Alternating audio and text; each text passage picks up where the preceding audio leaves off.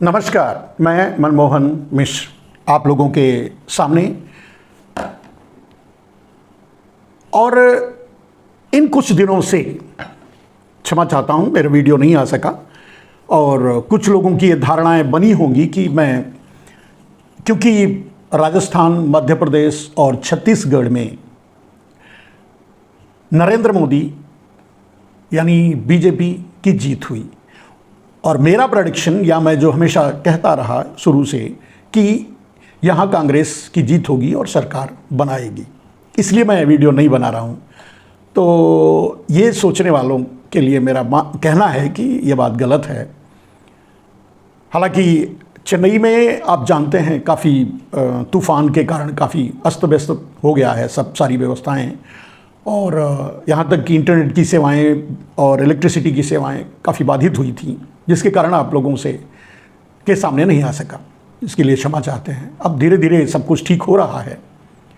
तो उन्हीं विषय को लेकर के ये बात मैं आप तक पहुंचाने की कोशिश कर रहा हूं। मैं जो कह चुका हूं और मैं जो कहा हूं वो अकाट्य सत्य है, वो काटा ही नहीं जा सकता, मुझे मालूम है। और नरेंद्र मोदी की हार का जश्न मना रही है भारतीय जनता पार्टी और गोदी मीडिया। नरेंद्र मोदी जीते नहीं हैं मेरे दोस्त, नरेंद्र मोदी हारे हैं। राहुल के सामने नरेंद्र मोदी कभी जीत नहीं सकते, क्योंकि सत्य के सामने झूठ कभी जीत नहीं सकता, किसी भी कीमत पे जीत नहीं सकता। लेकिन आप कहेंगे वहां तो 3 राज्यों में नरेंद्र मोदी सरकार बनाने जा रहे हैं और उनके नेता जीत चुके हैं और उनको बहुमत मिल चुका है, इसके बाद भी आप कैसे कह सकते हैं ऐसा? मेरे दोस्त, मैं अच्छी तरह जानता हूं, और जब मेरे सारे वीडियोस को आप देखेंगे, हर में ये बातें मैं बताता रहा हूं कि नरेंद्र मोदी के पास 2 रास्ते हैं। नरेंद्र मोदी अपने आप को भारतीय जनता पार्टी में बचाए रखें। भारतीय जनता पार्टी और आरएसएस का जो रुख नरेंद्र मोदी के प्रति है, बगावती या विरोधी रुख, या उनसे दूरी बनाते जा रही है आरएसएस और भारतीय जनता पार्टी, या यूं कह सकते हैं कि लोगों को यह बात समझ में आने लगी है कि ये गुजरात लॉबी बहुत ही खतरनाक है, घातक है पूरे देश के लिए, साथ में भारतीय जनता पार्टी और आरएसएस के लिए भी। जब उनके ये बात समझ में आ रही है तो नरेंद्र मोदी के पास 2 रास्ते बचते हैं, 2 रास्ते थे। और ये बात मैं बहुत बार जिक्र कर चुका हूं, आप मेरा वीडियो देख सकते हैं कि नरेंद्र मोदी के पास 2 रास्ते हैं। नरेंद्र मोदी ईवीएम को बचाएं या अपने आप को। अब इस समय इन 5 राज्यों के चुनाव में तेलंगाना में वो हैकिंग करवा नहीं सकते, क्योंकि जीतने के बाद भी वो माहौल उस तरह का बना नहीं पाए अपने गोदी मीडिया को लगाने के बावजूद भी, इसलिए वहां हैकिंग नहीं करवाए। लेकिन इन 3 राज्यों में नरेंद्र मोदी ईवीएम के जरिए हैकिंग करवा के, पेगासस से ईवीएम के जरिए हैकिंग करवा करके इन 3 राज्यों में जीत हासिल की। अब की क्यों? मैंने पहले ही कह चुका हूं कि 2 रास्ते हैं नरेंद्र मोदी को।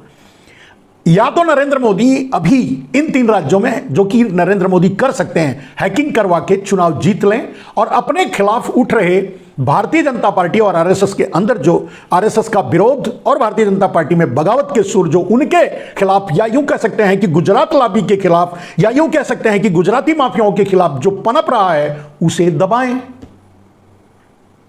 और अगर ये 3 राज्य हार जाते तो 5 राज्यों में इनकी सरकार नहीं बनती। अगर ऐसा होता तो निश्चय ही ये और मुखर होकर ये विरोध सामने आता। अब नरेंद्र मोदी के सामने 2 रास्ते थे, पहले भी यही एग्जैक्टली यही शब्द, यही बात मैं पहले बता चुका हूं। 2 रास्ते, तब मैं कह रहा था 2 रास्ते हैं, अब मैं कह रहा हूं 2 रास्ते थे। उन्होंने दूसरा रास्ता चुना।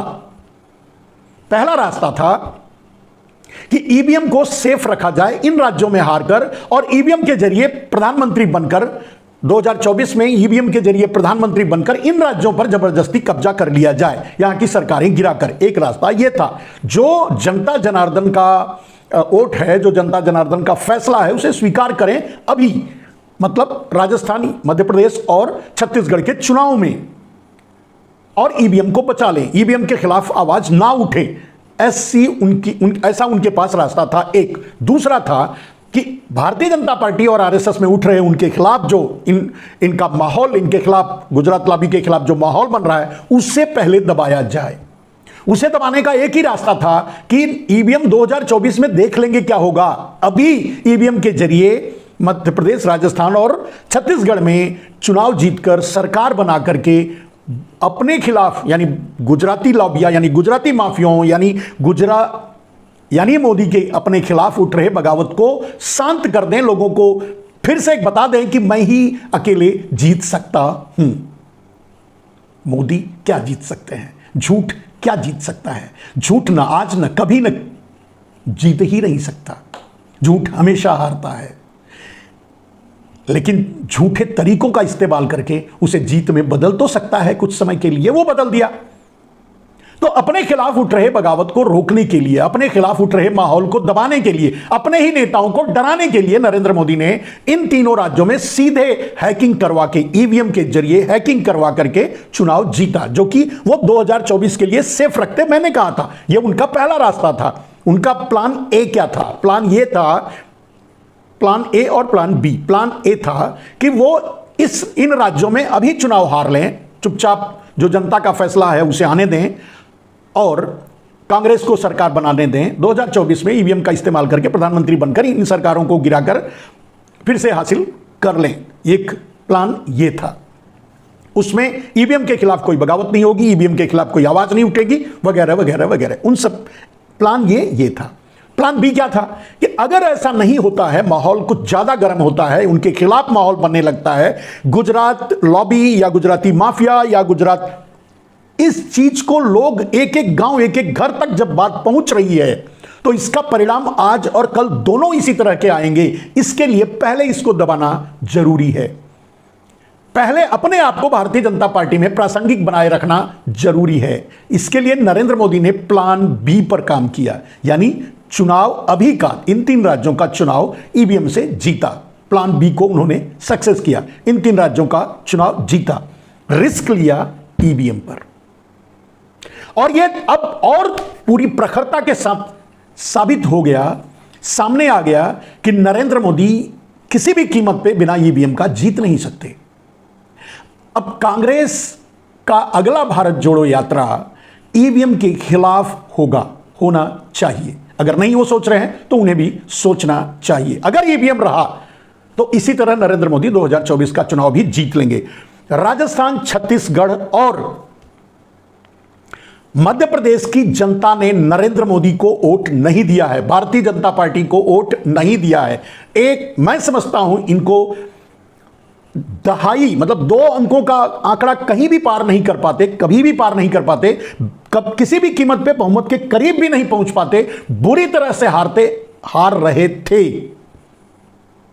आम जनता ने नरेंद्र मोदी को राजस्थान, मध्य प्रदेश और छत्तीसगढ़ में वोट नहीं दिया है, यह अटल सत्य है।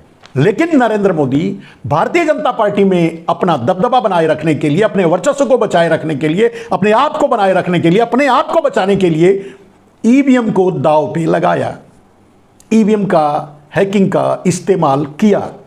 अब देखना होगा कि आम आदमी, कांग्रेस या इंडिया गठबंधन इस बात को कितना गंभीरता से लेता है और समझ पाता है नरेंद्र मोदी के प्लान बी के सक्सेस होने पर।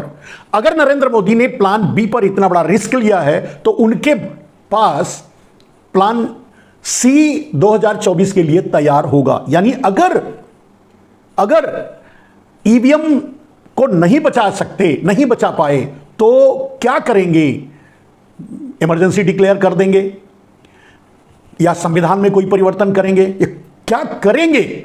उनके पास प्लान तैयार होगा। ये देश को समझना है, आम आदमी को समझना है, कांग्रेस को समझना है, दूसरी विपक्षी पार्टियों को समझना है, इंडिया गठबंधन को समझना है कि नरेंद्र मोदी को अगर हराना है, नरेंद्र मोदी के अत्याचार से इस देश को बचाना है, तो उन्हें ईवीएम और अडानी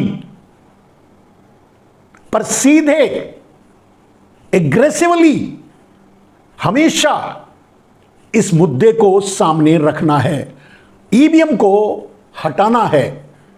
अडानी का पर्दाफाश करना है और अडानी को की जगह जहां है, जहां हर्षद मेहता रहे, जहां दूसरे राम राजू रहे, जहां दूसरे और फ्रॉड रहे हैं, वहां पहुंचाना है। यह अगर मिशन लेकर चलेगा इंडिया गठबंधन, इंडिया गठबंधन, कांग्रेस और आम आदमी, तो ही वो सफल हो पाएगा। पहला मिशन होना चाहिए ईवीएम के खिलाफ एक देशव्यापी आंदोलन, क्योंकि नरेंद्र मोदी ने प्लान बी पर काम किया। नरेंद्र मोदी ने राजस्थान, छत्तीसगढ़ और मध्य प्रदेश का चुनाव ईवीएम के जरिए जीता है। अगर ये ईश्वर भी आकर मेरे सामने कहे कि ये गलत है तो मैं नहीं मानूंगा, क्योंकि मैं बहुत बारीकी से इस बात का अध्ययन कर रहा था, रिसर्च कर रहा था, इस बारे में जानने की कोशिश कर रहा था, और यही बार बार मैं आम आदमी को बताने की कोशिश कर रहा था कि नरेंद्र मोदी अगर प्लान ए से डर गए तो प्लान बी पर काम करेंगे। ये बात अगर इंडिया गठबंधन, ये बात अगर विपक्ष को समझ में आ जाए तो उनका पहला मिशन, पहली लड़ाई अडानी के साथ साथ ईवीएम से लड़ना पड़ेगा, ईवीएम के खिलाफ लड़ना पड़ेगा। अगर ईवीएम रहा तो फिर नरेंद्र मोदी को 2024 में प्रधानमंत्री बनने से दुनिया की कोई ताकत नहीं रोक सकती। यह मैं कई बार बोल चुका हूं, बार बार बोल चुका हूं। नरेंद्र मोदी ने तो ईवीएम को आगे करके रिस्क ले लिया, ईवीएम को दांव पर लगा दिया। अब इस देश को सावधान होना है, समझना है और सावधानी से आगे लड़ना है। ईवीएम को हटाना है, ईवीएम के खिलाफ आवाज उठानी है, ईवीएम के खिलाफ पूरे देश में आम जनता को पूरी तरह से आंदोलन करना है। तभी इस देश को बचाया जा सकता है गुजराती माफियाओं से, गुजरात लॉबी से। मैं माफिया उन्हें कहता हूं, मेरे गुजरात भाई कभी गलती से ना समझें, मैं गुजराती माफिया सिर्फ उन्हें कहता हूं जो देश को लूटकर भागे हैं और जो दुर्भाग्य से हमारे प्रधानमंत्री के मित्र हैं। ललित मोदी हो, नीरव मोदी हो, मेहुल भाई हो, चाहे जो भी हो। तो पूरे देश को अब सड़क पे उतरना पड़ेगा इस ईवीएम के खिलाफ, इसके अलावा कोई रास्ता नहीं है। राजस्थान, मध्य प्रदेश और छत्तीसगढ़ का रिजल्ट देखकर मुझे कोई आश्चर्य नहीं हुआ, क्योंकि मैं अच्छी तरह से जानता था कि नरेंद्र मोदी को अगर प्लान ए से डर लगेगा तो प्लान बी पर काम करेंगे। और प्लान बी यही था कि हैकिंग करवा के ईवीएम के जरिए इन तीनों राज्यों में चुनाव जीत करके अपनी सरकार बनाई जाए और भारतीय जनता पार्टी में उठ रहे अपने खिलाफ बगावत को रोक दिया जाए। आरएसएस का जो मोह भंग हो रहा है नरेंद्र मोदी से, नरेंद्र मोदी का जो की नीतियां जो हैं गुजराती माफियाओं के प्रति और उनके समर्थन में जो नरेंद्र मोदी खड़े हैं, उसके खिलाफ जो आरएसएस में एक भावना तैर रही थी, ये बात सामने आ रही थी, या वो खुल करके या यूं कहें कि डायरेक्टली इनडायरेक्टली राहुल गांधी के साथ आरएसएस खड़ी थी, तो यहां नरेंद्र मोदी ने ईवीएम के जरिए चुनाव जीतकर भारतीय जनता पार्टी के नेताओं को डराया है और आरएसएस को डराने की कोशिश की है। देखना है कितना भारतीय जनता पार्टी में जो सत्य के पक्षधर हैं वो नेता डरते हैं और कितना आरएसएस डरती है। ये आगे का समय बताएगा। तो इस वीडियो में इतना ही।